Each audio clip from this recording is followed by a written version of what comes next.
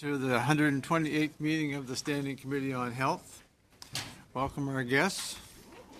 We certainly have a full house today, and we have lots of questions. I'm sure we'll have lots of answers. So, first of all, I want to welcome the Honourable Jeanette Petitpas-Taylor, Minister of Health, and my neighbour in New Brunswick. So, welcome to our committee. And I want to welcome the officials we have from the Department of Health, Simon Kennedy, Deputy Minister, from Canadian Food Inspection Agency, Paul Glover, President, from the Canadian Institutes of Health Research, Michelle Perron, Executive Vice President, Patented Medicine Prices Review Board, Douglas Clark, Executive Director, and from Public Health Agency of Canada, Sidika Mathani, President, and Teresa Tam, Chief Public Health Officer. Now, my understanding is the minister has to leave at 9:45. Is that correct, or thereabouts? I've got to open the house, yes. Got to open the house. I've been told. All right. So I just urge everybody to keep their questions succinct and the answers succinct, and we'll get through this and get as much information as we can. We're going to have one round of questions, or a 7-minute round and one 5-minute round. And then by then, I believe the minister will have to leave, and the officials will stay and answer questions if we need them to.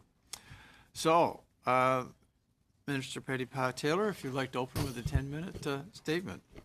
Thank you very much, Mr. Chair. Good morning, everyone. And thank you so much for inviting me to the Standing Committee of Health. It's truly important for me to be here today to discuss with you the Supplementary Estimates A for the year 2018-2019. I always welcome this opportunity to highlight some of the priorities and to discuss our efforts to keep Canadians healthy and safe. As always, I'm grateful to the committee members for your contributions to discussions, and I look forward to answering your questions. Before I begin, I would also like to thank my officials that are accompanying me today, Mr. Simon Kennedy, Deputy Minister of Health, Dr. Sidika Mathani, President of the Public Health Agency of Canada, Dr. Teresa Tam, Chief Public Health Officer and also from the Public Health Agency of Canada, Monsieur Michel Perron, the Vice President of External Affairs and Business Development at the Canadian Institute of Health Research, and last but not least, Mr. Paul Glover, the President of the Canadian Food Inspection Agency. They are masters in their field, and I'm always happy when they accompany me at committee here. And also, I may turn to them for details with respect to some of the questions. J'aimerais tout d'abord dire quelques mots sur les First, I would like to speak to Health Canada's authorities. Through the Supplementary Estimates A, we are asking for an increase of $33.5 million. This would raise Health Canada's total authorities to just under $2.4 billion. This increase in funding would allow us to deliver on key priorities of the Government of Canada. I will describe these for you now.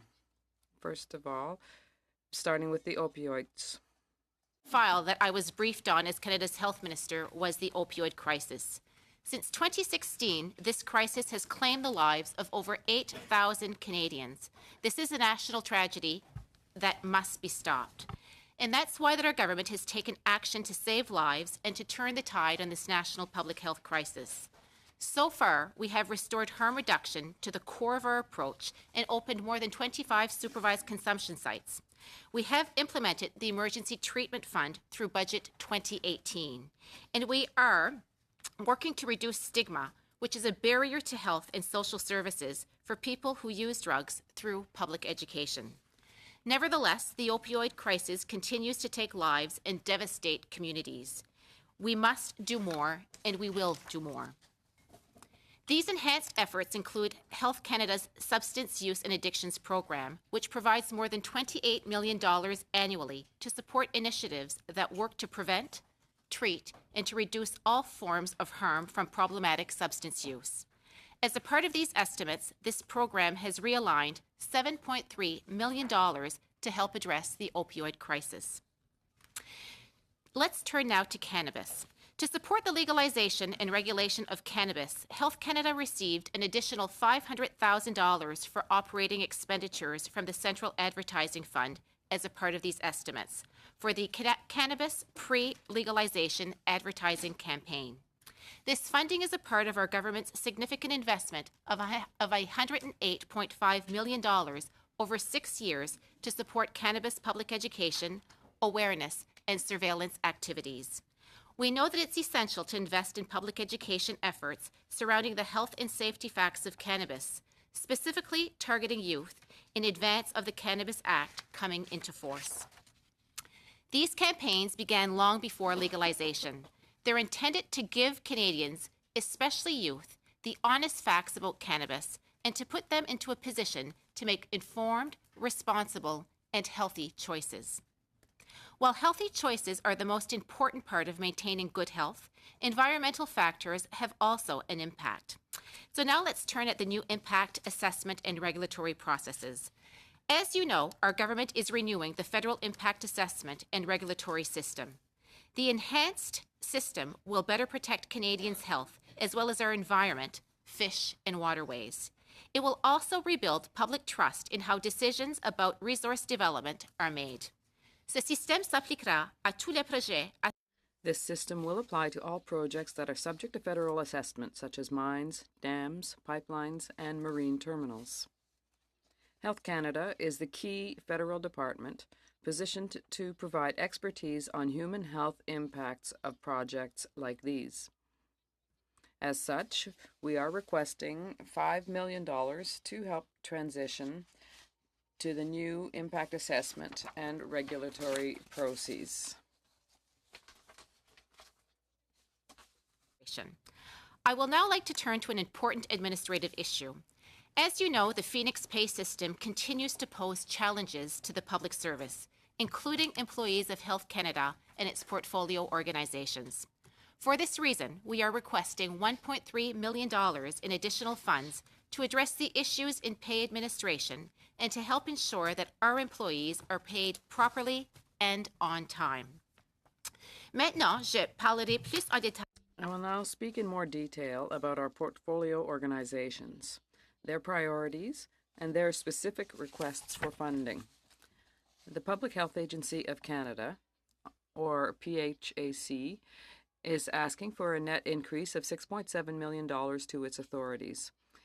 This would bring the total authorities for 2018-2019 to $687.2 million. This increase includes nearly $5.5 million to support the Aboriginal Head Start in Urban and Northern Communities program.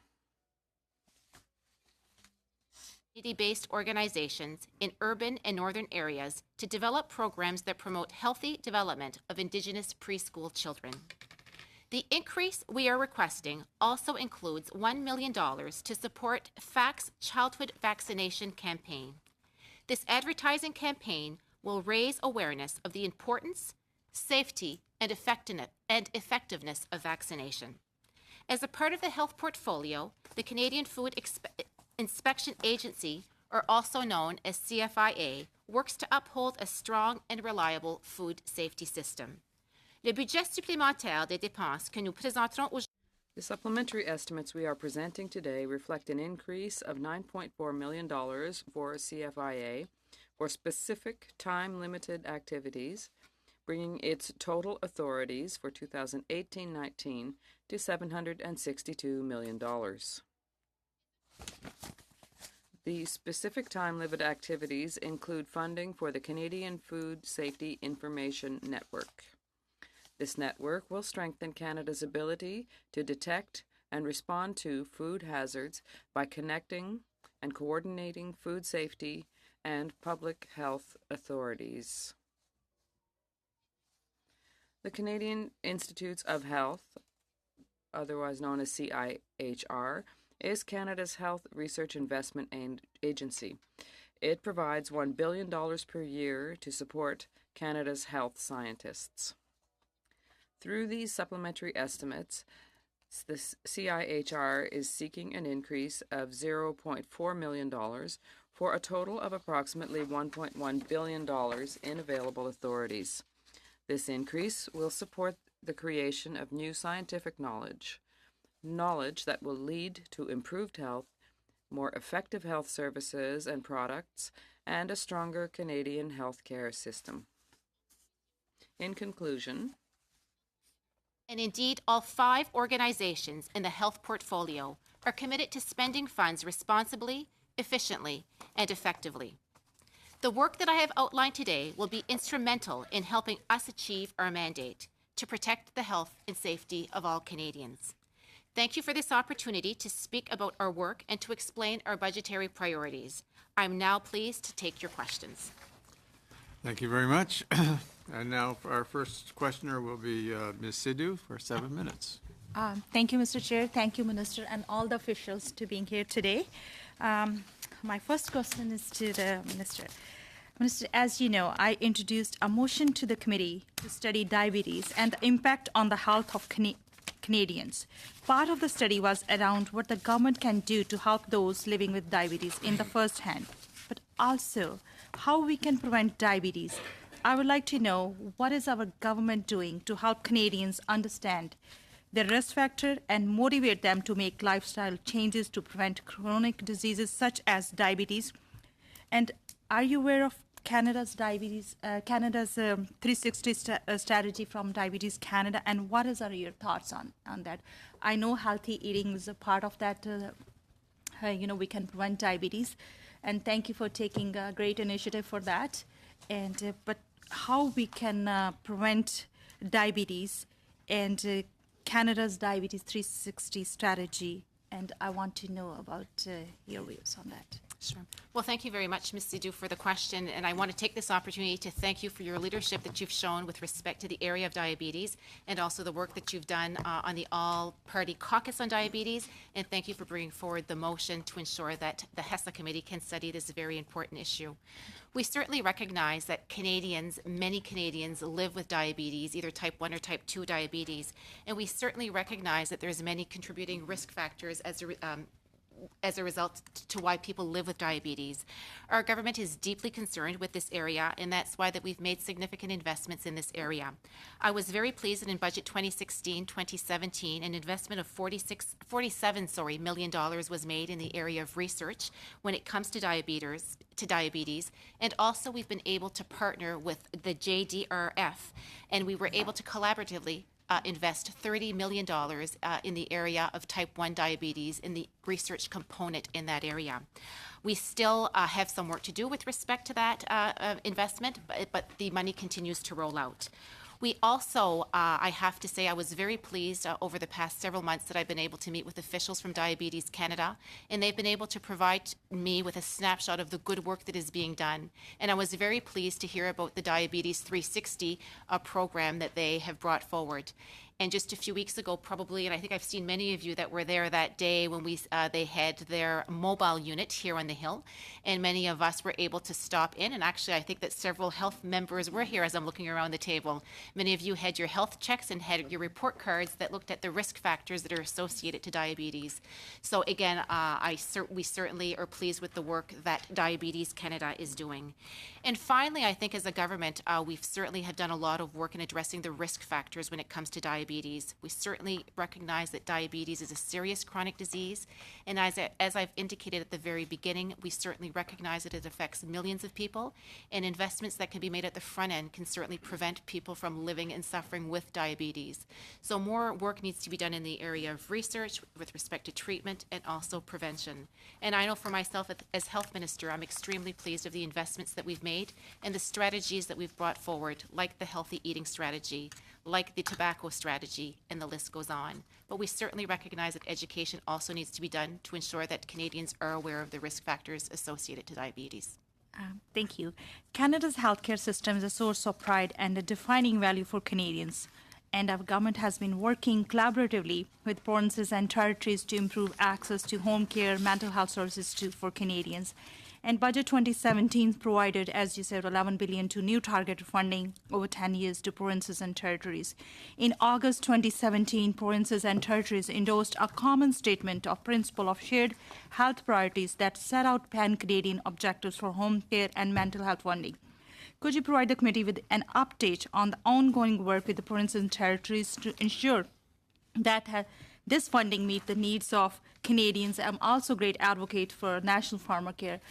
Can you give us update on ongoing work on that? And however, when Canadians living with the diseases cannot afford their medical supplies and equipment. Something has to change. Please give us update on ongoing work on that. So with respect to the investments that have been made in the area of our additional funding for mental health care and home care, to give you a snapshot as to where we're at in budget 2017, as you've indicated, we were pleased that we saw an investment of $11 billion in those two areas. We've certainly heard from Canadians that the area of home care and mental health were two priority areas, and I was extremely pleased that in budget 2017 that targeted investments were made in those two areas. As a result of that, thus far, over the past year and a half, we've been in negotiations with provinces and territories to finalize the bilateral agreements with provinces and territories. At this point in time, I'm pleased to announce that 9 provinces and territories have finalized and have signed their agreements, and the other remaining 4 provinces that remain, we are almost at the end of the negotiations, and either by the end of this year or in early 2019, those negotiations, those bilats will be completed. And as such, the monies will be flowing. But I also have to say that even before the bilateral agreements have been signed, the money has been going to provinces and territories because we certainly want to make sure that people have access to the funding that's required. But those bilateral agreements are really key because we certainly want to make sure that the money is going where they are supposed to be going. Now, as per your question with respect to pharmacare, I think there was that component as well. With respect to that area, as you're all aware, in budget 2018, we announced the creation of an advisory council on the implementation of a national pharmacare program. Work continues to be underway with respect to that. We are very pleased that Dr. Eric Hoskins and a group of fine Canadians have agreed to sit on this committee, and they've been having a national conversation with Canadians with respect to what a national pharmacare program can look like. I look forward to receiving the report in the spring of 2019 with some recommendations of possible options as we move forward. But we certainly recognize that the work that's been done in this area is key from the Advisory Council, and I truly look forward to receiving the report with recommended options, but also a path to move forward. Thank you. Thank you. Gladu. Well, thank you, Chair, and thank you to the Minister for being here today and for all the departmental representatives as well. I want to start by thanking the Minister personally. I see she tabled in the House of Commons the framework on palliative care, of which I'm passionately a fan of. I see that all of the elements that we heard in consultations across the country were captured, and I look forward to working with her to see us accelerate palliative care for all Canadians. So thank you for that. My first question has to do with thalidomide. So in Budget 2018, there was an intent to resolve the remaining claimants under this thalidomide area. Could you give us an update as to whether those claims are resolved? Sure. Thank you very much, Ms. Gladu, for your question. Once again, congratulations on your private member's bill. We were extremely pleased that we were able to table the bill and look forward to seeing the progression of the work that needs to be done, that will be done with respect to an action plan moving forward. So looking forward to continuing to work with you on that. With respect to your question on thalidomide survivors, when I became Minister of Health, soon after that I was named, I was privileged to meet with many thalidomide survivors, one of which was Fiona Sampson in Ottawa. And also I had the privilege of meeting with TVAC, which is the Thalidomide Victims Association of Canada. And these individuals really shared with me the challenges that they face day in and day out as they age and living with thalidomide. And also we heard some concerns of individuals that were concerned because they had not been identified as a part of the compensation program. In Budget 2018, I was extremely pleased that it committed to addressing concerns regarding thalidomide survivors. And within the very near future, within the next coming months, we will be announcing steps to move forward with respect to this program. I certainly want to make sure, and I want to stress to the committee, that individuals that are thalidomide victims, or they feel that they are possible victims, will have another opportunity to apply for this program. And as I've indicated, within the next coming months, we'll be able to do a formal announcement, and I look forward to be able to share that information with all of you. Very good. I see that we are expecting the Hoskins report in the spring of 2019. Will the report be made public before the election? Well, first and foremost, with respect to the report, we have to recognize that Dr. Hoskins and his group of officials have been working diligently and having a coast to coast to coast conversation with all Canadians. I haven't had an update with respect to the work that's been done thus far, but I do follow through with the Secretariat, and they're telling me that they're hard at work. With respect to the report's findings, I absolutely feel that the report will be made public. The exact date of the tabling of the report or making the report public, I'm not sure of that, but I, as many of you, look forward to the findings of that report, as we certainly recognize that it will be a key pillar as we move forward in the decision as to what a potential pharmacare program could look like for Canadians. Very good. Next question has to do with the competitiveness of Canadians and some of the things that have been introduced by Health Canada. Some of the examples I would offer are pesticides that Canadian producers will not be able to use anymore that don't necessarily have replacements when we receive food in from other countries that do use those same pesticides. So that disadvantages us. The front of pack labeling, again, will be something that Canadian businesses and Canadian industries will have to have the expense of putting in place, but there's many exemptions given to materials coming from other countries that don't have to do that. So could you make a comment on why, when we put these programs in place, we're punishing Canadian businesses as opposed to making these requirements for all? Well, first and foremost, protecting the health and safety of Canadians is my number one priority as Canada's health minister. And there's two, I guess, components to your question there. Perhaps I'll start off with the second component of your question with respect to the front of pack labeling. We certainly recognize that, as I've indicated earlier, that the issue of chronic disease is on the rise in this country, and we recognize that we spend approximately $28 to $30 billion in addressing chronic disease. And we certainly recognize that our eating habits, either healthy or unhealthy, and also our sedentary lifestyle certainly contributes to that. When it comes to our front of pack labeling, we want to make sure that that we can make the healthy choice the easier choice for Canadians. And that's why they're moving forward with this initiative of front of pack labeling.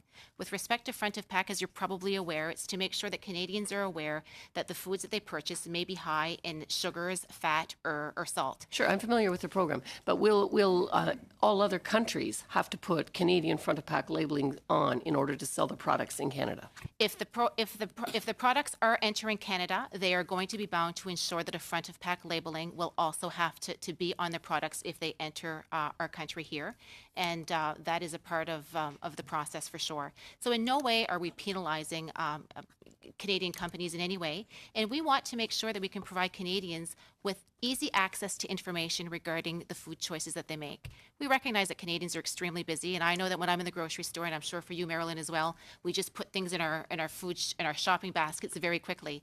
We just want to make sure that Canadians have a quick reference guide to allow them to make the healthy choice the easier choice for them. Sure. With respect to pesticides as well, once again, that's a regulatory process and reviews that we go through on a regular basis, and we want to make sure that pesticide safety is considered. And perhaps I'm going to turn it over to to Simon, if you could perhaps elaborate a bit on that process.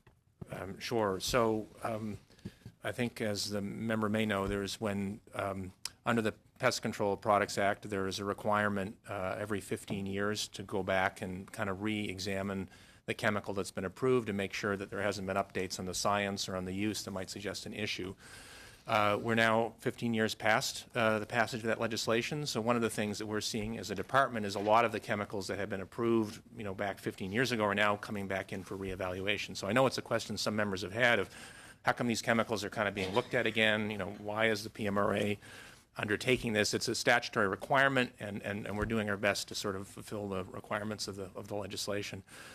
When we do the review, we do try to engage as extensively as possible, with obviously various stakeholders, including the agriculture sector. It's very important for PMRA, the Pest Management Agency, to understand the usage patterns. So there is a real issue of just talking to the industry and to the manufacturers to have an understanding of how this stuff is used. And to make sure that if restrictions are put in, they're put in a way that's obviously as sensitive as possible to how the product's actually used in the marketplace.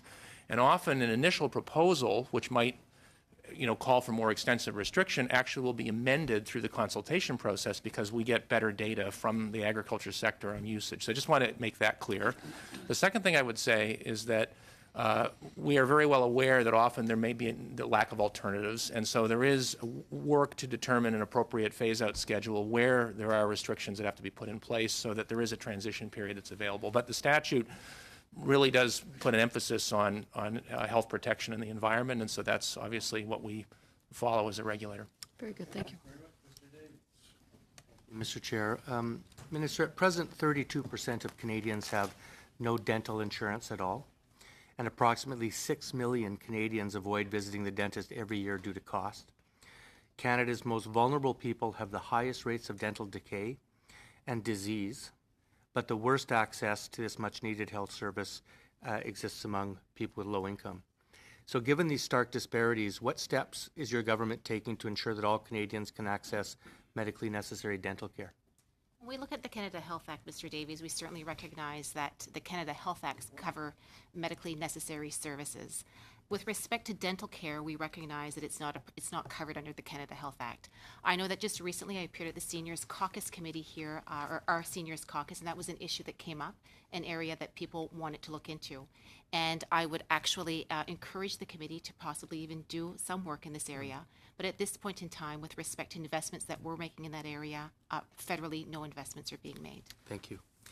Now, on opioids, there's an overwhelming consensus among addictions professionals, community organizations, and families with lived experience that the leading cause of opioid deaths in Canada is the tainted street drug supply. It's plainly obvious that ensuring a safe supply would save lives. No less a figure than the president of the Canadian Medical Association is calling on Canadian politicians to have a, quote, open and courageous debate, end quote, on decriminalization. Yet you and the Prime Minister have explicitly ruled out any consideration of decriminalization and regulation. So my question is this: do you disagree with the stakeholder consensus, or is it simply a lack of political courage? Mr. Davies, I think that you've heard me probably on several occasions that I certainly recognize that the opioid crisis is a devastating situation that's happening in our country at this point in time. And we certainly have to use all tools at our disposal in order to turn the tide on this crisis. With respect to the issue of decriminalization,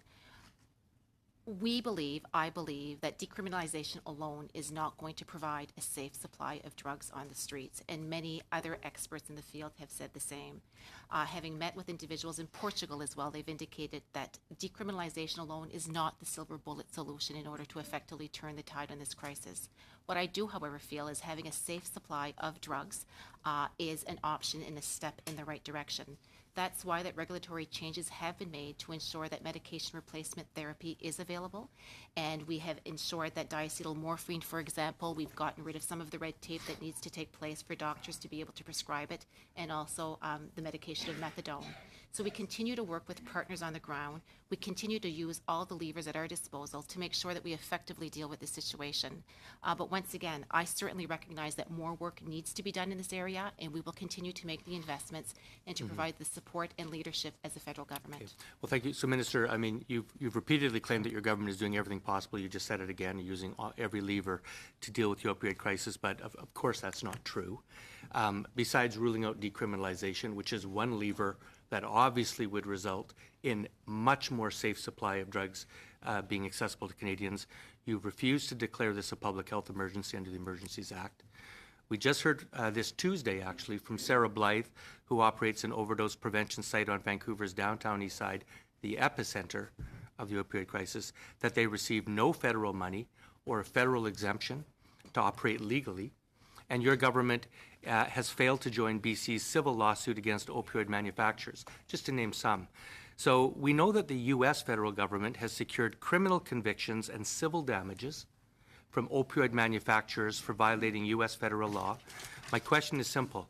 Has your ministry investigated criminal and civil violations of Canadian federal law? And if not, why not?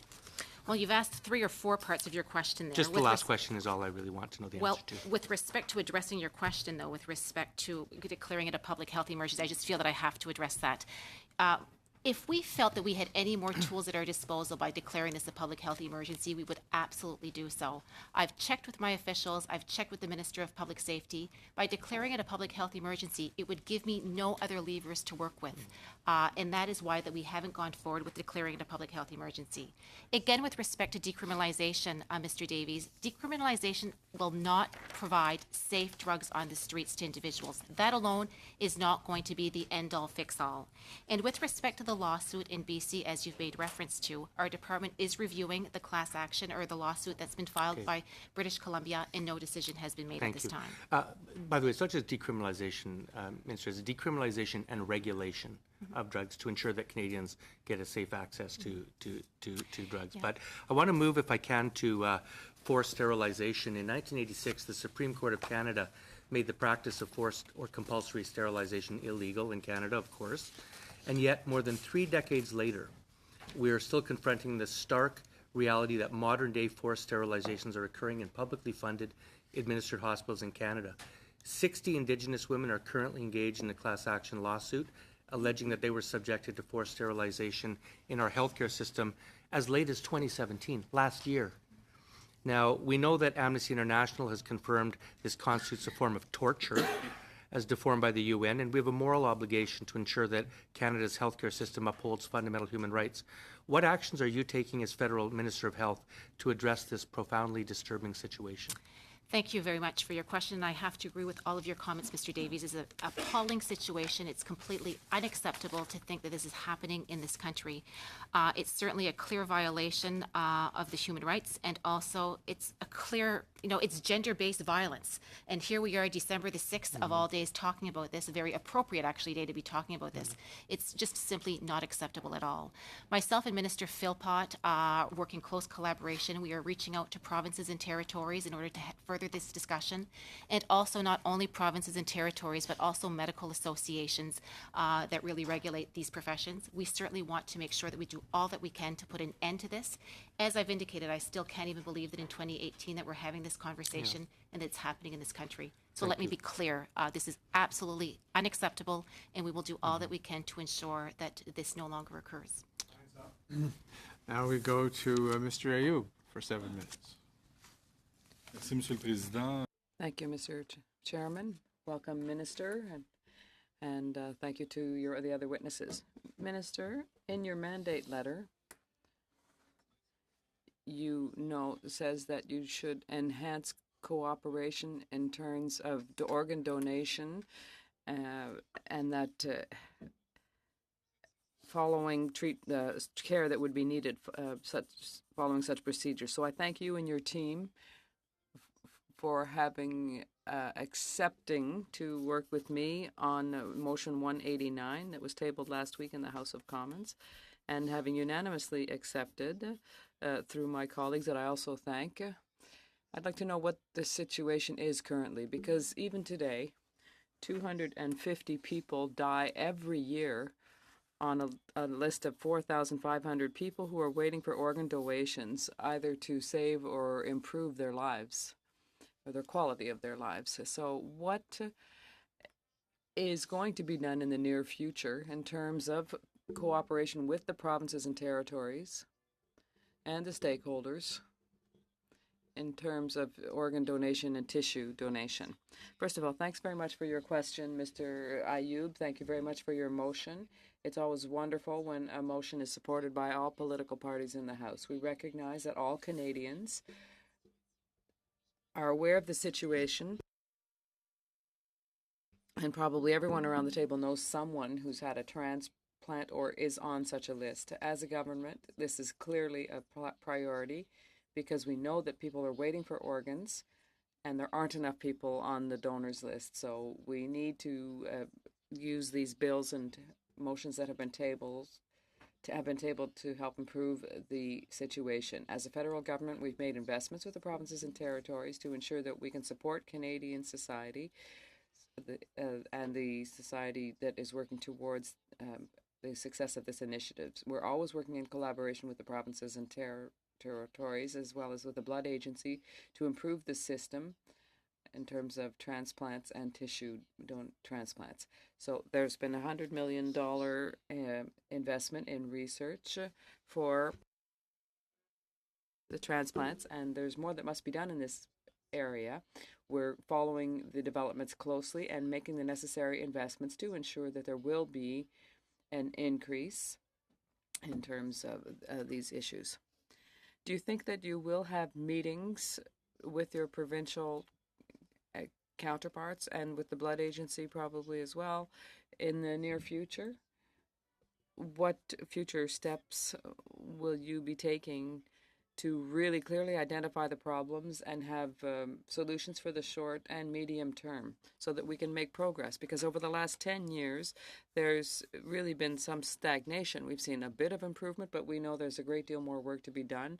And there are still 250 people who are dying every year. So I've been asked what the ideal number would be, and obviously the answer to, I said, would be 0. There should be nobody on a waiting list who has to wait and be told that they won't get the transplant they need. So in terms of meetings and leadership of the Canadian government, what does the department plan for the near future? Well, I think that, as you say, we would wish to see no one on a waiting list. That would be our wish for everyone. As the federal government, I think I would like my counterparts at the provincial and territorial level. I would say that that's always on the agenda in terms of our discussions. It's an issue for all of us. We'll continue to make the necessary investments as a federal government to promote the donation and to ensure that Canadians be aware of what they can do to make sure that they would be potential donors and put their names on the lists. So there's a great deal of work that continues to be done in this area, and as a federal government, we will continue to play a leadership role with our counterparts at the provincial and territorial level. I thank you, and I know that Mr. Weber, my colleague, has a bill that he's finalizing right now that has been unanimously supported. It's a Bill C-316, and this is something we're all following and we'd like to see implemented as quickly as possible. From my perspective and from that of many of my colleagues, that would be the case. So another very important subject, you spoke about an increase in terms of $500 million for education, and this is really an important component. And this is in terms of education regarding the effects of cannabis. So as of it was legalized, of course, in October. So what are the next steps? How are you going to improve education? It's not publicity, it's not advertising, but it's educational material that's pan-Canadian that is really directed not just to young people, but to the parents as well. And young people, of course, will become adults in time. And according to their wishes, they may use marijuana or not. But before using it, you have to know what it is you're taking. So what is planned? How do you plan to better educate our people on the negative effects of cannabis, particularly for young people if they use it before the age of 25? That much is very clear. So what are the next steps? Thank you very much for your question. As you know, even before cannabis became legal, there were several initiatives underway in terms of prevention and education to ensure that we were indeed informing young people, but all Canadians as well, to the risks associated with the use of cannabis. As the Minister of Health, I always said that I don't want to encourage our young people or any Canadians to use cannabis, but we also recognize that youth had access to it before the legalization. So we want to protect our young people, and we also want to displace the black market. That was the objective of the bill. Having said that, we've invested, or we will rather invest more than $108 million in prevention and education so that we can tell young people what the risks are that are associated with the use of cannabis. So it's been a year and a half at least since we've forged partnerships with many community groups to help us with this awareness and education program. An example is the Drug Free Kids program. We developed a very good partnership and a tool to ensure that professionals who work with young people, and not just professionals, but people who have relationships with young people, have a tool that they can use to start a conversation with young people. Sometimes we don't know how to bring such a subject up. So these are kits that have been given to millions of Canadians, and it helps us to figure out ways to raise the subject with our young people. As a department, we're going to continue to develop working relationships with various community organizations, and as well, there are awareness campaigns within the department that have been developed, and also through Minister Goodale, our colleague, and he's also working on awareness campaigns. We recognize that at this stage of the year, we will be having we'll be having ads on TV and on radio, but I think we have to also recognize that we're really reaching out to our young people. Our young people are not necessarily like me. I watch a lot of TV, but young people are more on social media. So the kind of awareness campaigns that we're organizing are really reaching out to young people through social media. And I think we've reached millions and millions of young people. So we recognize that our campaigns are working. We're reaching out to young people where they are, and they must be aware, young people, of the risks associated with cannabis use and also driving while under the influence. And I want to make a note of the government member putting a plug in for the opposition member's motion. You don't see that very often, but that's the nature of our committee now. Starting our second round, we're going to start with Mr. Weber himself in person. Thank you, Mr. Chair, and thank you, Minister, for being here today. Not only does an opposition member plug my bill, the government also provided funds for the bill, $4 million to the implementation of my bill to get it on the tax return, the question of organ donation. So I thank you very much for that, Minister, and what you've done. I'm sure you were a big part of that as well. If I may just also just to say congratulations on a a job very, very well done.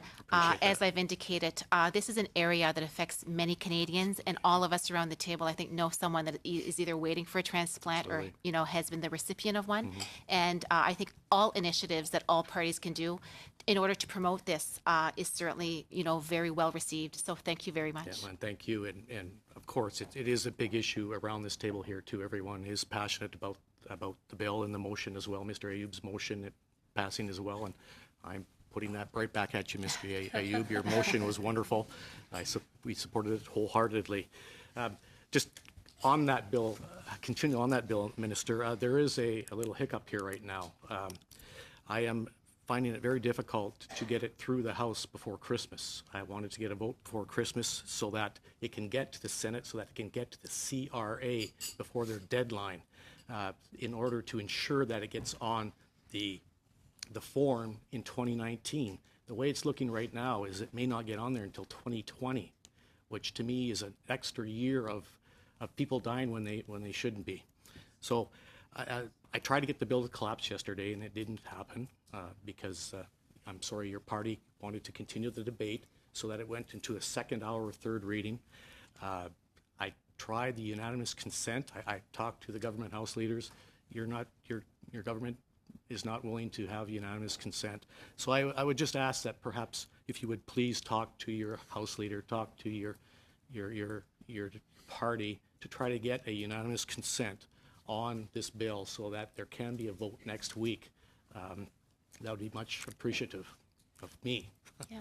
Well, I'm certainly committing to you that I'll certainly speak to our House Leader with respect to the issue, and we'll certainly follow up. Great, thank you. And I'm going to follow up a little bit also on Mr. Davies' questioning. I just need further clarification regarding the opioid crisis. Of course, you mentioned that you've set up consumption sites and you want to reduce stigma out there with respect to these people suffering. Mr. Davies brought up the Portugal model of decriminalization, and I just want some clarification there, Minister. Will you clarify for all Canadians if the Portugal model of decriminalization is on or off the table as a path that you would be willing to consider? Well, thank you, Mr. Weber, for the question. And I think that we've been very clear that with respect to the issue of decriminalization is not a path that we are considering at this time. We've indicated that many regulatory changes and legislative changes have been done over the past 3 years since we've been in government. We've certainly restored harm reduction as a key pillar of our drug strategy, as we recognize that harm reduction measures do work. We also recognize that when it comes to treating substance use issues, we have to meet the client or the user where they're at. So we certainly can't have a single approach to effectively deal with this. So as a result, we have made significant investments in different areas. Yes. And if we look at the harm reduction process or pillar, we certainly made sure that we've done all that we can to make sure that we can ensure that clients have access to treatment, I guess is what I'm trying to say. Yeah, you mentioned money you put into this. How much has been spent on the treatment and the recovery for the opioid crisis? What's the dollar amount that we've spent so far? In 2018 alone, in budget 2018, an investment of $230 million was brought forward in the last budget. Out of that $230 million investment, $150 million is specifically for the Emergency Treatment Fund. And that's a fund of funding that will be given to provinces and territories. We're in the process of negotiating bilateral agreements with them right now. And that's in order to provide them with additional services or additional resources to have more services on the ground. So that's the 150. Aside from that as well, we certainly recognize that stigma is a big barrier as to why people aren't receiving the treatment that we need. So a part of that funding as well is putting together an anti-stigma campaign. The first part of that campaign has already been rolled out, and we're going to have the second part of that campaign that's going to be rolling out after Christmas. Fantastic. We certainly have to make sure that we address that if we want people to get the help that they need. Excellent. Okay. Thank you, Minister. And now we go to Dr. Olson. Thank you, Minister, and thank you, everyone else, for attending today. Now, we've been talking about different aspects of illicit drug use and the different problems. A big problem in the prairies, of course, that's been getting a lot of attention is methamphetamine. Dramatic increases in Manitoba and also Saskatchewan and Alberta, and we're hearing reports that it's showing up in Ontario and the Maritimes as well. So earlier this year, I introduced a motion to study methamphetamine in this committee. We actually had our first meeting on October 29th. Now, I asked a question in the Commons on November 1st to you about the government's actions to help communities affected by meth. And you talked about $150 million being devoted to the Emergency Treatment Fund. And that the federal government is going to be participating in the methamphetamine task force in Winnipeg, which will involve all three levels of government. So could you update us as to how this fund will assist these communities impacted by methamphetamine and developments on latest developments on the methamphetamine task force? Sure. Thank you once again for your question and your work. And I know that you're very interested in this issue and concerned about this issue, Doug. So thank you. We certainly recognize that problematic substance use, when we look at the patterns of problematic substance use, it certainly differs from across the country. So yes, we see it perhaps in pockets, but I know that when I've gone across Canada, in some areas, if I go to BC, opioid is really the area, the issue that they want to discuss. But I know when I've gone to the prairies or to your province, I've been told very clearly that for them, predominantly, the issue of concern was the area of methamphetamines. With respect to the investments that we're making, the $150 million when it comes to the Emergency Treatment Fund, in Budget 2018, many individuals thought that was specifically for the opioid crisis that we're dealing with. But the $150 million really is a treatment fund for all problematic substance use issues. So if the province or territory chooses to make those investments to deal specifically with a meth crisis on the ground, that is completely up to them in order to provide additional services to clients that need that service the most. At this point in time, we are in the process of just finalizing the negotiations actually with Manitoba, and hopefully we'll be signing that bilateral agreement for the Emergency Treatment Fund in the very near future. With respect to the task force, I really want to commend the City of Winnipeg for putting together this task force, because they certainly see that it is a crisis. And I'm pleased to say that we have a senior public health official that will be sitting on that committee as well to provide with any support that they can. And it's my understanding as well that there is a member of Parliament as well that will be sitting on that committee, and looking forward to seeing if there's anything that we can do in order to assist. We're more than happy to do so. All right, thank you. Now, changing gears, we've talked about our commitment to pharmacare. As you well know, that's something I've been quite involved in, and I believe is an important issue. I'm looking forward to Dr. Hoskins' report. As you might guess, there is some opposition from certain players with financial interests in the status quo in our pharmaceutical coverage system. And one of them involves our initiatives to control drug prices. There are claims from industry that if we lower the price that Canada pays for its drugs, this is going to decrease investment in research, decrease the development of new drugs, and put the safety of Canadians at risk. Could you respond to that as to the veracity of this claim? Well, I guess first and foremost, as I've indicated earlier, I think that we all recognize that we have to ensure that Canadians have access to prescription medication. It's just not fathomable that in a country as rich as Canada that some Canadians have to choose between paying for groceries or paying for their medication. And that's why that I'm pleased to be a part of a government that is moving forward with respect to this work that needs to be done. Dr. Eric Hoskins has met with several individuals from coast to coast to coast with respect to this area, has met with different companies, pharmaceutical companies, different experts in the field. And we want to make sure that we put the best path forward with respect to Canadians, as we want to make sure that Canadians will be able to afford prescription medication, and that's why that we want to move forward, with this type of plan. With respect to industries, we've certainly have heard differing points of views from them, and that information has been collected by Dr. Hoskins, and I'm sure will be a part of a report that he'll be presenting to us in the spring of 2019. But I look forward to receiving the committee's report, and look forward to being able to move forward with an option. Hands up. Okay, now we go to Mr. Love. Thanks, Minister, for coming here today. Question on opioids. Is it time to get rid of genetic opioids? Well, I think that we have to. I think we have to recognize that opioids are used in certain situations for patients to treat patient issues. We have to recognize that. Yes. What about abuse, though? Those are the number one abused pills, aren't they? I don't know if they're the number one abused pills. That I don't. Crushable, injectable, etc. Wouldn't it be better to have a tamper-resistant opioid? What do you mean specifically by that? One that you can't crush, melt, and inject into your. Sure. Okay. Yeah, if you want to. Like there's a ban on those in the U.S. I just wonder why we don't do that here. So, Mr. Chair, this was an issue that Health Canada examined a number of years ago, and the government early in its tenure took a decision not to proceed with regulations to require tamper-resistant formulations.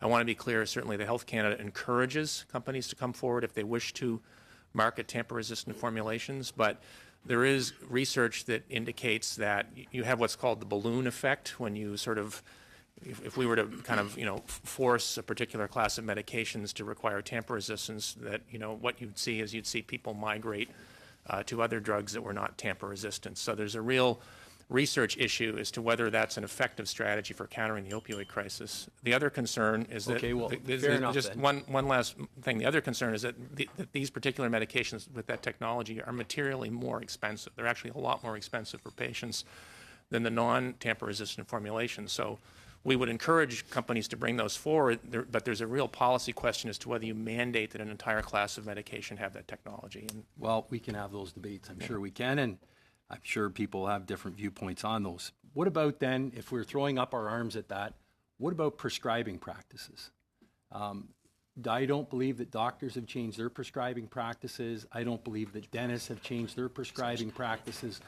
Should dentists and doctors be prescribing the amounts and the levels? And as a minister, what would you do to address this issue? Because this is a long-standing issue. It's a very good question that you raised and one that we've addressed as well. Prescription guidelines are in place for doctors at this point in time. And also we've moved forward just last year, or this year actually, in making sure that all information with respect to the risks associated to opioids are also given to patients. In the past, when a prescription of opioids was given to patients, there was really no information with respect to the harms associated and actually the risk of addictions. Are those guidelines audited? So you have guidelines for how and when a doctor should prescribe something.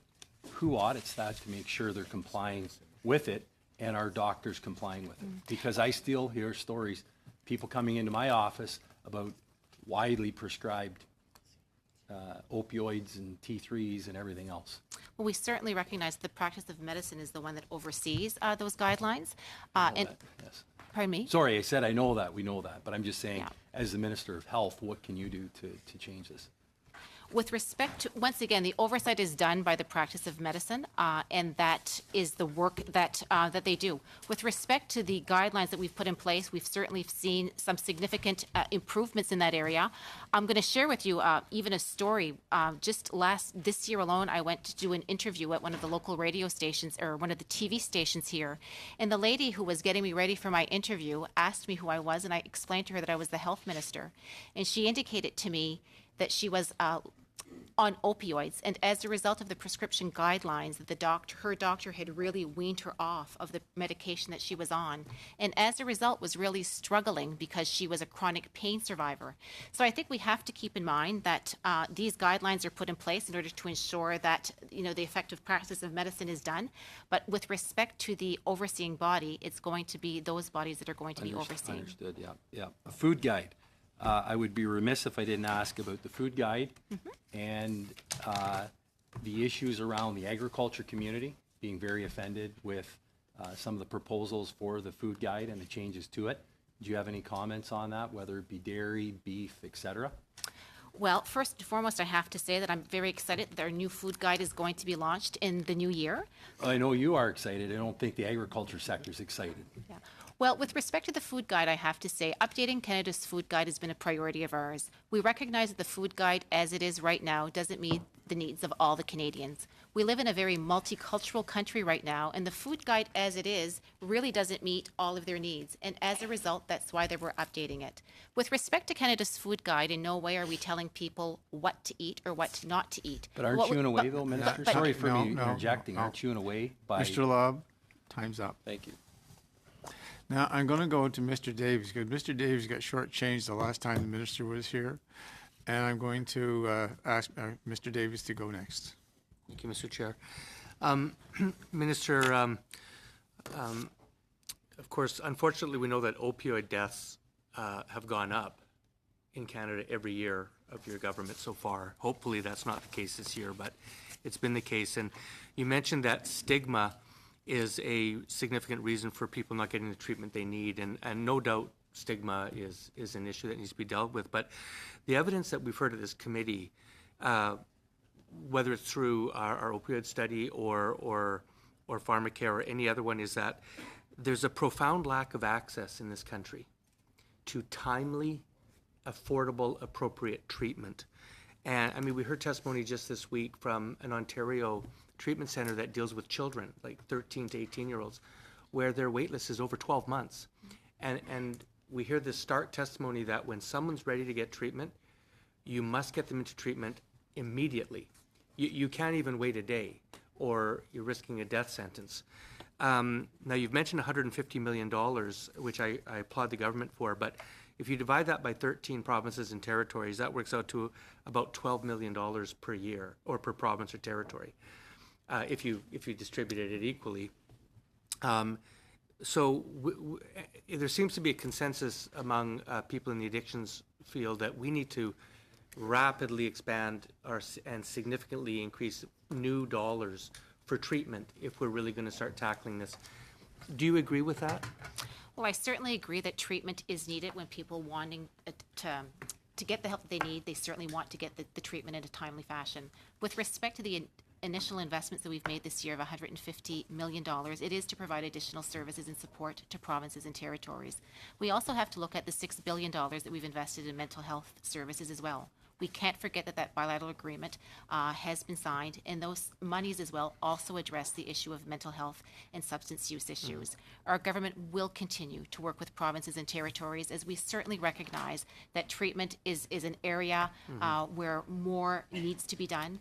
But also we have to recognize that making sure that people can receive the treatments that they need when they need them, and we have to reach the clients where they're at. I mean, sometimes we feel it may be a treatment model, but for some individuals it could be an overdose prevention site. We need to make sure that we reach the clients That's good to where they're hear, at. and I would just encourage as much money as possible into treatment. Now, last election, the Liberal Party promised to end the discriminatory and unscientific policy that prevents men who have sex with men from donating blood. Instead, your government has just reduced the abstinence period from 5 years to 1, in my view, simply perpetuating the discrimination but reducing the quantum. Now, why is your government refusing to end what the LGBTQ2 community and scientists across this country, regard as a blatantly discriminatory policy, and instead adopt one that is based on science and behavior as opposed to a discriminatory assumption? Well, I think you're probably aware that Health Canada is the regulator, and we are not the ones that ultimately can tell Canada Blood Services what they do. Canada Blood Services has Didn't you reduce it from 5 to 1? Canada Blood Services has made an application to reduce the deferral period from 5 years to 1 year. They brought that application to Health Canada. It was reviewed, and then from there we agreed. We have been advised that they are going to be in the process very soon of coming forward again to reducing the deferral period again from 1 year to 3 months. As soon as we receive that application, Health Canada will once again do the assessment, and then from there determine if it's going to be approved. But at the end of the day, we have to keep in mind that it's Canadian Blood Services that makes the application to us, and we don't tell them what to do. Fair enough. But with respect, Minister, I think the government does have the authority to act on it if they wanted to. My last One question is quick going to be a question. quick one on vaping product promotion. We heard recently that Imperial Tobacco is openly flaunting the federal rules, and they're running lifestyle ads for Vape EpiPen 3 on television and social media and elsewhere. And despite complaints to your ministry, no action has been taken. Minister, why is your ministry allowing Imperial Tobacco Canada to break the law and have lifestyle advertising on vaping pens when that's clearly against the law?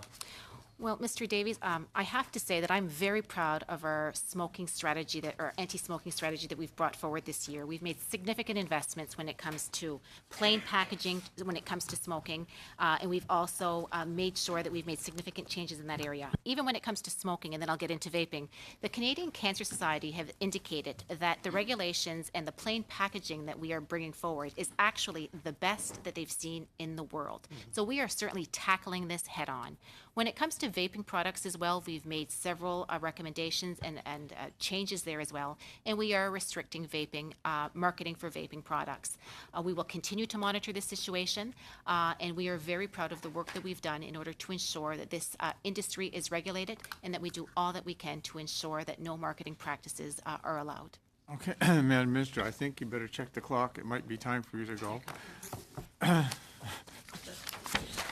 Thank you, everybody, for your good questions, and thank you for your good answers, too. All right, we'll just suspend for a moment while we change here, change the desk. Change what?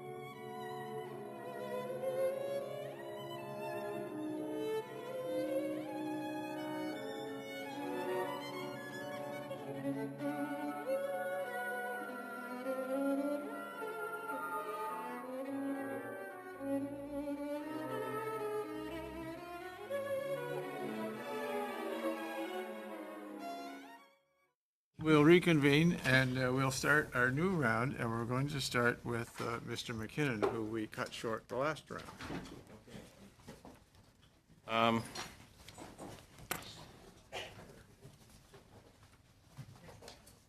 So it is widely known, and I'm segueing off one of Mr. Davies' questions, actually all of his questions. It's widely known that certain health issues can disproportionately affect Canadians who are in the LGBTQ2 community. And, you know, as you may know, I've introduced a motion to study LGBTQ2 health and in this committee, and we're poised to commence that study in the new year. So I'd like to know, what is the government doing to support the physical and mental health needs of the LGBTQ2 community?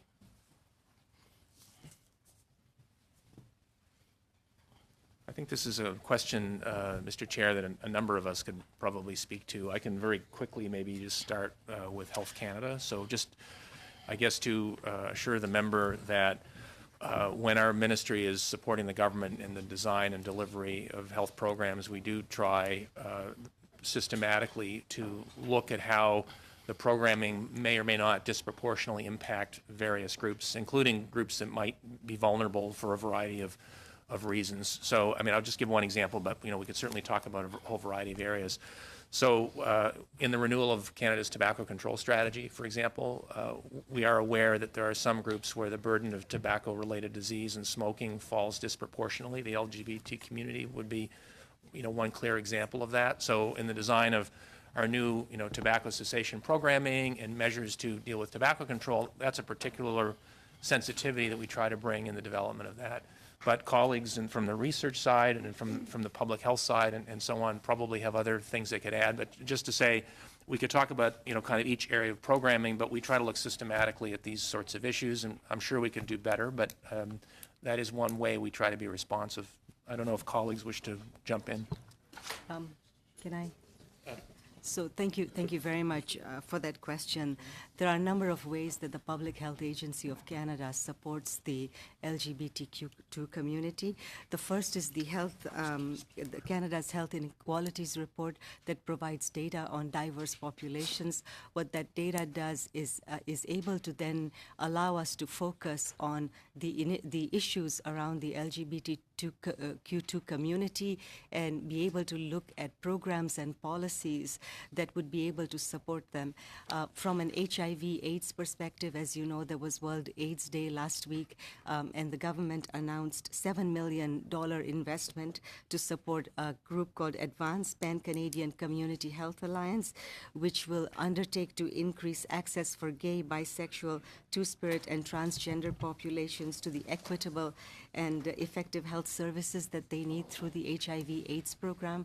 We also have a number of anti-stigma programs. The minister also announced a $550,000 anti-stigma campaign that will also support the LGBTQ2 communities. We've also got family violence programs, gender-based violence programs that include communities involving LGBTQ that are supported around the promotion and health prevention areas. Great, thank you. Any other? Yes, thank you for the question. With respect to research from the Canadian Institutes of Health Research, one of the elements that I think might be of interest to the member is the commitment that we made to sex and gender-based policy analysis as regards to research, not only in terms of how sex and gender play out in terms of the research question, but the nature of the research that's undertaken.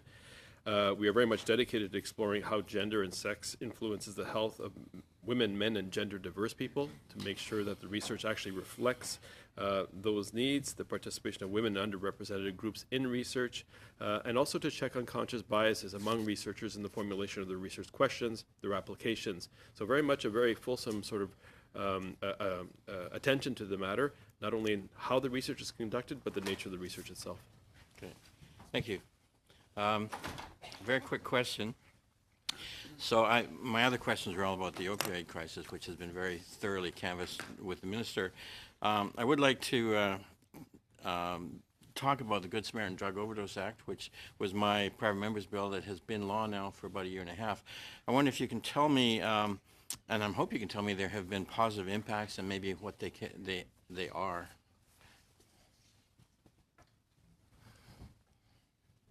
So I think, Mr. Chair, just on this issue, we see the Good Samaritan Drug Overdose Act, Health Canada, I would say, sees it as an important part of the government strategy on dealing with the opioid crisis, and in particular around the issue of stigma reduction. We have heard anecdotally that there's been some progress with that legislation, but there's probably more that we can do to help support its kind of adoption and awareness across the country. I don't have good empirical data I can share sort of off the top of my head, for which I apologize. I'd be happy to see if I can't get some more firm statistics. But what I can report is that my own staff, in their dealing with people at the front lines, have indicated that there's probably more we can do to raise awareness and kind of boost the awareness, I guess, at the street level in various places across the country. And so that's something we're looking at very carefully to see as part of our go forward public education and anti-stigma work, whether we can put an additional profile on the Good Samaritan Drug Overdose Act. The other thing I would say to date, I don't know if the member's aware, but we have been printing up wallet cards and doing a lot of activity to increase awareness and to sort of make sure that, frankly, the young people and the community and people out in cities and towns across the country are aware that this legislation exists and aware that this option is now there. So there's a lot of activity going on, but I think our assessment is we could do more, and there's more that needs to be done. Great, thank you.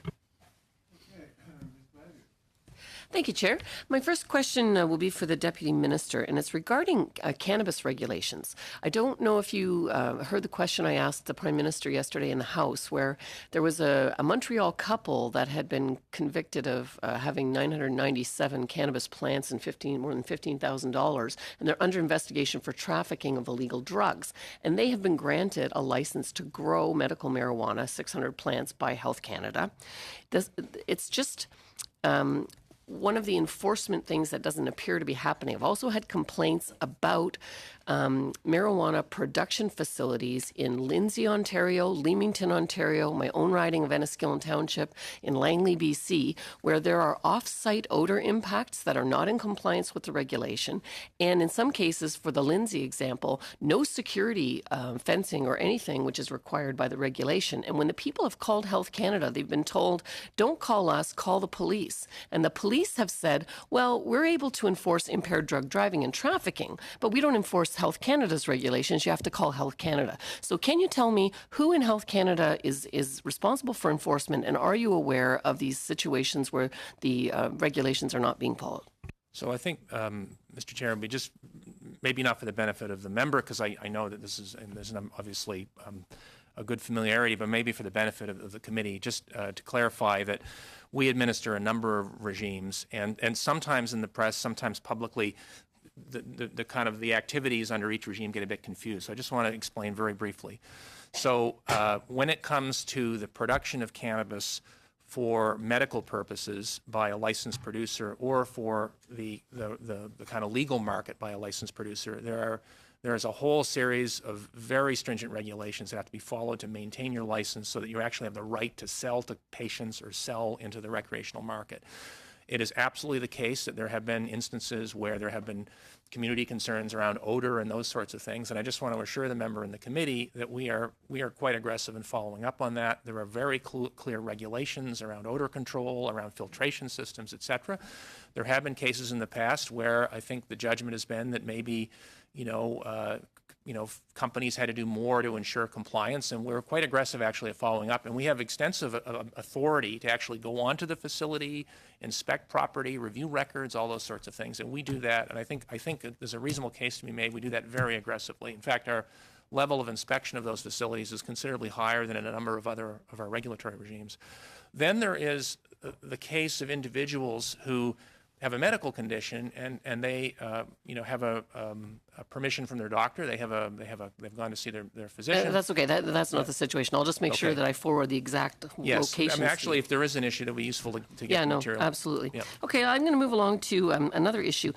This is just an urban legend. I had heard that there was a cut to the number of food inspectors at the Canadian Food Inspection Agency, and I'm concerned about that in light of the E. coli and romaine lettuce issues that have been gone on for a long time. time. And also, concerns have been brought to my attention about the inspection of the pigs in Canada, and that is gone down. Can you tell me if that's true or not, and if so, what are we doing about it?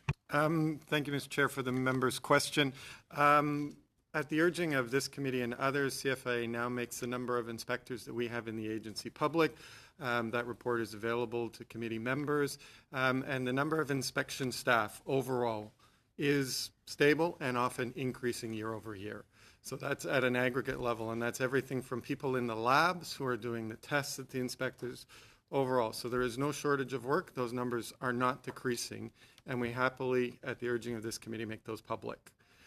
With respect to hog inspection, we have run a number of, we're looking at how we can modernize the way we inspect those facilities. Science is changing, the line speeds are increasing, and we are looking to make sure that we can work with industry to do that in the most efficient way possible, and to look at the interventions that are most relevant to the safety of that product. And so that's work that's ongoing. But again, if there are ways to do that more efficiently, and that requires less inspectors, we will not reduce the number of inspectors. There are other food safety issues where they would be reassigned. One last question then. This one is on drug shortages. I'm really concerned. We had an EpiPen injector shortage in August. We've got another one now. It's the fourth one in a year, and there's four people that are approved suppliers to Canada. It doesn't appear to be shortages in other countries. Then we've had a shortage of Wellbutrin, which is an antidepressant drug. So I don't understand, why we have all these shortages and what we can do about it. But I'm concerned to make sure it's not price that's driving it. So I don't know which one is best to answer. So just to assure the committee, Health Canada takes drug shortages very seriously. This is a phenomenon that does not just affect Canada. I can certainly assure the committee of that as well. Part of it has to do with the structure of the global pharmaceutical industry. There are cases where there might only be a small handful of active pharmaceutical ingredient suppliers for a particular class of drug, and so you may have a phenomenon where a given API that's needed to manufacture a drug is in global shortage. And so shortages are an issue that actually, when we talk to our colleagues in other countries around the world, they're grappling with some of the same issues. So just to assure members of that. The second thing I would say is that with regard to EpiPen specifically, we are anticipating, there have been approvals given to a number of manufacturers to market their product in Canada. The decision of when they enter the market and so on, and they obviously have to set up supply chains to get the product onto shelves. We anticipate having some of those products that we've approved coming into the market over the next year, which I think will give Canadians other options. In the case of EpiPen specifically, particularly given the concern around it, we authorize the import from the United States of an equivalent product. And so we've actually had bulk shipments of that product coming into the Canadian market to just make sure that while the Canadian product is in shortage, people have an option.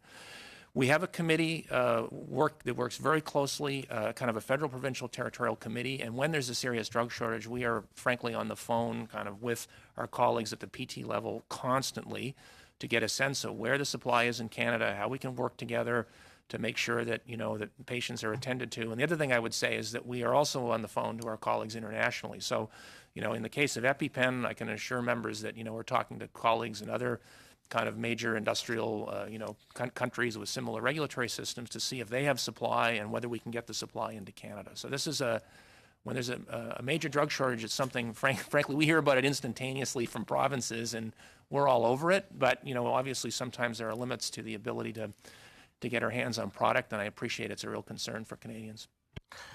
Thank you. Davies.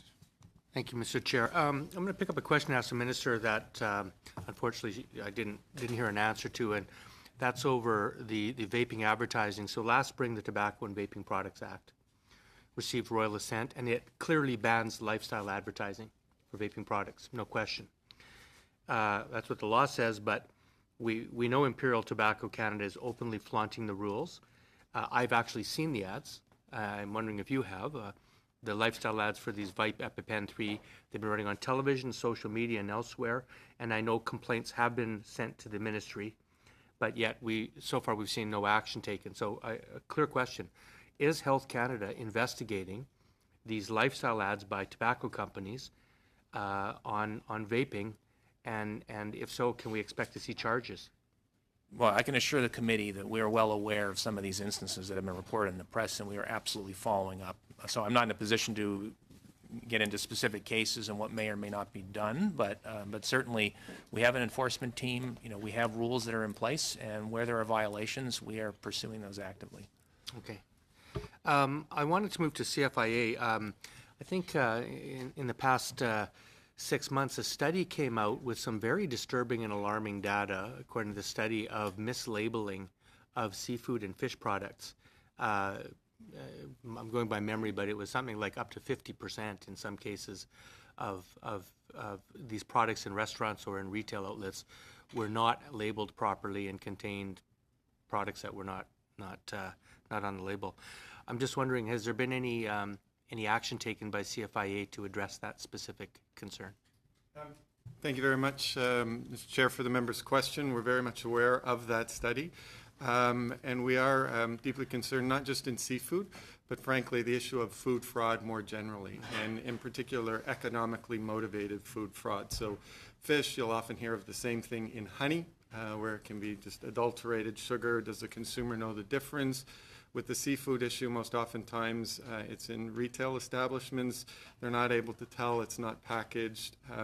So we continue to work very aggressively, both domestically and internationally, with our sampling programs to test, to look for food fraud broadly, generally, and that would include fish. Mr. Glover, do you feel you have the resources, like with those kind of numbers, you know, 40, 50%, you know, you think you're ordering Chilean sea bass and it's tilapia or whatever. Do you feel you have enough resources, or are you beefing up your investigations in response to that? We are definitely concerned with the increase that we are seeing in the areas of, again, economically motivated food fraud, and are working to be able to invest more in this area, but it is an area of growing concern. Thank you. I want to pick up a question that was asked about thalidomide, because we know in Budget 2018 the government agreed to accept this committee's recommendation to expand the eligibility criteria for the thalidomide survivors contribution program.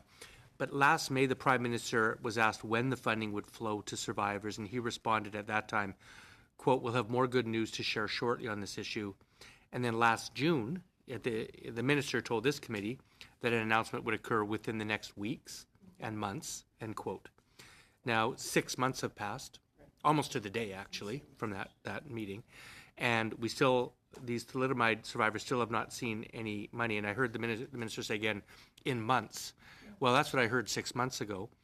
And of course, these people are aging. It's a very limited, targeted group, who took this. Their mothers were pregnant in the early 60s. And so can you give us any idea when will these forgotten thalidomide survivors receive their funding or information? So, Mr. Chair, I'm not sure I can add a lot to what the minister said, but I can assure the member we have been doing a lot of work to prepare for the rollout of the new program, but the timing of that, and I'm not really in a position to add a lot more to, Is that more of to a the political minister's decision? comment. I think that would be more a question directed to the government. And just quickly, if I can, the Patented Medicine Price Review Board, we heard testimony from them a couple of weeks ago that I thought was quite disturbing. I mean, the way we know Canadians pay about second or third highest, maybe fourth highest prices in the world, and we can't really seem to figure out a good reason for that. But a couple of things we found out was that the comparator countries that we're using, these 7 countries that include the US and Switzerland, the 2 highest in the world, lead to an artificially high average. And I know that there's been some talk to expand that to a more representative sample of 12 countries, and I think more moderately priced. We also heard there's a lack of transparency. Drug companies are not compelled to reveal the rebate programs they're giving province to province. And frankly, the companies, even with the comparator countries, are allowed to charge whatever they want. So it seems like there's quite a mess here, and that came out quite clearly from the Patented Medicine Price Review Board testimony.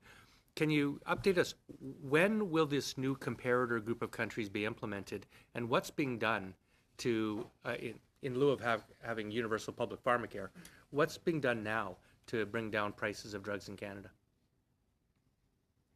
So, Mr. Chair, maybe just to update the committee, remind the committee that that we have been discussing proposals for the modernization of the patent and medicine regulations now for about, I guess, the last 2 years or so. There was a regulatory proposal that the government had tabled a number of months ago. It went to Canada Gazette Part 1.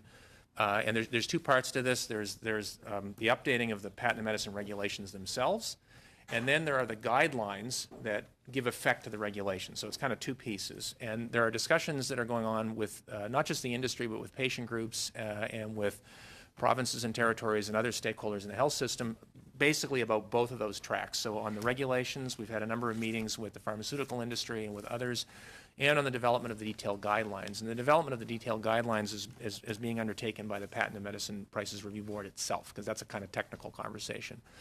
A decision on kind of when to proceed and next steps, that'll be a decision the government will make, but, we continue to discuss with stakeholders kind of, the kind of next steps on that proposal. But there is a detailed regulatory proposal on the table that we're in active conversation with now with all of the various stakeholders.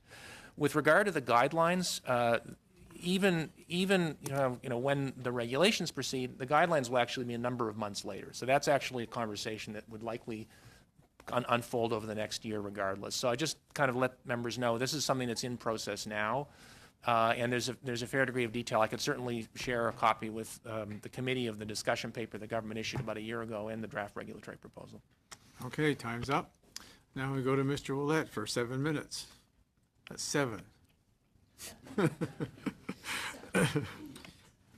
Merci beaucoup. I have actually a question pour Monsieur Glover.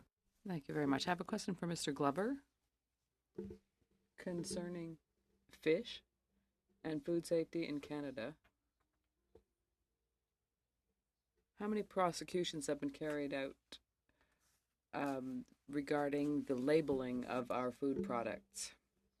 Thank you for the question. I don't have specific figures with me, but I could provide them to the committee. I would just say, though, that prosecutions, we do regularly refer issues to the public prosecution for their consideration.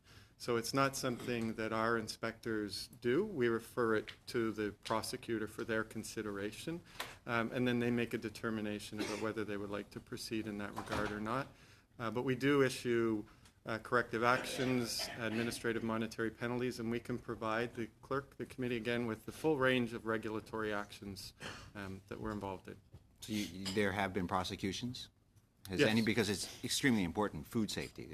Yes. Because, people should actually go to jail, I think, if people are mislabeling food. Because I put something in front of my family, and I want to know what it is they're eating, and I don't want to know it. I don't want to believe it's tampered with. And if something's coming from other countries like China or India or anywhere, or Russia or any other country, I want to make sure that our rules are respected. So we are absolutely, whether it's foreign or domestic, regularly sampling food to make sure that it's compliant with all of the regulations. There are instances where we do, again, refer things to the public prosecution. But in addition to that, and if you look, we are regularly recalling food, stopping sales, and issuing administrative monetary penalties to the company to incent correct behavior on their part. Okay, thank you very much. This is actually a question for Mr. Perron, I believe. This is about medical products and drugs. I guess when they are found to be in the United States not compliant or they're unsafe, why does it take so long for us to actually remove them from the market? It goes on continuously. And I, as a Canadian, I watch this on the news and I go, why are we taking so long? We're supposed to be better. Like, we're supposed to have a better, more educated bureaucracy with better researchers, and yet it takes so long. Why? So, in fact, you really have to look at device by device. There are certainly instances that we could cite where the product was withdrawn from the Canadian market before it was withdrawn from the market in the U.S., for example. When there is an issue, a serious issue, say with a medical device, where there is a concern that you need to issue there needs to be a recall or there needs to be some sort of safety communication. Much as we do with pharmaceuticals, we do an assessment of what the impact will be on the patient population, because with any one of these, whether it's a pharmaceutical or medical device, it may well be that this is something that's providing a significant benefit to a large number of people, even if there is admittedly a risk or a serious issue with a small number of individuals. And so there's an assessment of like what would the impact on the patient population be of a recall. And it is the case that not in every circumstance the decision of what to do in Canada is going to mirror that in the U.S. And there's a variety of reasons for that. One of them is we have a very different healthcare system. The use of some of these devices can be quite different in Canada from, say, the U.S. or Europe.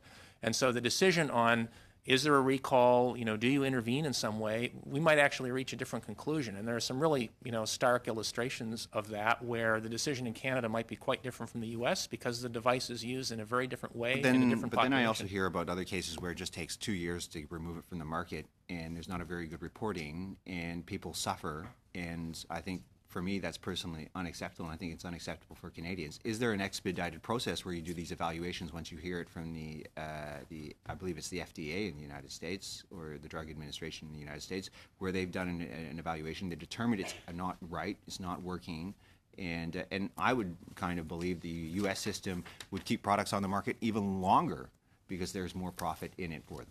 Well, in some circumstances, just to be clear, in some circumstances, there are medical devices which have remained and remain in the market longer in the U.S. than in Canada. So I think, the minister has been pretty clear in her public statements. I mean, the government feels there's more that can be done in the area of medical devices. The department's been working on an action plan. We're going to be coming forward. Do you have an expedited process? An expedited process in what respect? I don't know. Is there a special committee that this goes to automatically and there's experts that sit down and say, is there something we should do in the next week or 2 weeks about this? It really depends on what the signals are that are coming from the marketplace. So when you have, whether it's a drug... But it shouldn't be about the marketplace. It should be about safety. When I'm talking about the marketplace, I'm talking about the way it's being used by patients. So whether it's a drug or a medical device, we receive a wide range of information once that product is on the market. It can come from voluntary reports from patients. It can come from the mandatory reports from manufacturers. We're going to be coming forward very soon with a regulatory proposal under Vanessa's law that will require mandatory reporting by hospitals of these sorts of incidents. So we're going to be getting mandatory reports that will be coming in. We also, like signals can come in from foreign regulators, the European Medicines Agency is discovering an issue, the FDA. So there's a whole variety of signals that can come in, and the response on what to do is very much dependent on the situation. So if the signals coming in are indicating there's a very serious problem, we might swing into action immediately, and there could be a recall. Mr. Kenney, I also have another question because I only absolutely. have about 1 minute left on my time. About the Indigenous women and the forced sterilization. Are you going to be passing along information to the RCMP? Because this is absolutely unacceptable that this occurred in our country, and I hope the RCMP and the Prosecutor of Canada actually do prosecutions against people who are violating the natural-born human rights of individuals in our country, violating our charter and our basic laws. We have already had one conversation at the level of senior officials with our colleagues in the provinces and territories about this. The minister spoke a little bit about the government's view on this, and my understanding is there's going to be also further follow-up at the level of kind of FPT governments. Obviously, the delivery of a lot of these health services across the country is in the hands of our colleagues in the PT government, so this will be something we'll be... But I think a lot of issues about this is Indigenous women continue falling through the cracks because no one seems to say, we'll push it around here, it's someone else's responsibility. And what I think people want is basic justice. It should be sent to someone to prosecute this to make sure that people's rights are upheld and people are held accountable so it never happens again in the future, because people will look at an Indigenous woman and say we should actually take good care and protection of them and not believe that they are less valued because no one's going to care. And this is what's happened with the murdered and missing Indigenous women, the RCMP for a long time. No one cared. It took massive amounts of protest. And I wear the moose hide for a reason. Because I want to make sure that we're all on board. And I hope that the health department will actually pass along this information. Anyways, time's up. Mr. Chair, maybe just to assure the member and all the committee, look, I think I would echo as a senior official the views of the minister. This is an absolutely abhorrent practice. If we were aware of these sorts of instances, I think we could assure you we would be passing on that information to the appropriate authorities immediately.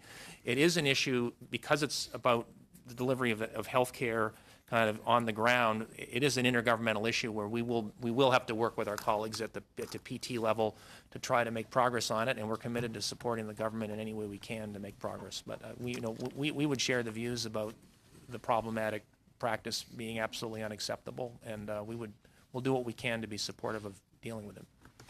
Okay, that completes our time, 8 minutes and 22 seconds. But anyway, now we still have a little bit of time. Is it the committee's wish to carry on for a few more minutes, or do you want it? Should we? Yes. In light of the fact that we didn't get our drafting instructions done the last I'm time, sorry, yes, we have yes. to do drafting instructions for diabetes and rare disease, and so I would suggest that we suspend, clear the room, right. and get to that. All right, well, thank you very much for coming. Thanks for your answers and your help to help us understand some of these issues. Thank you. We'll suspend for just a couple of minutes.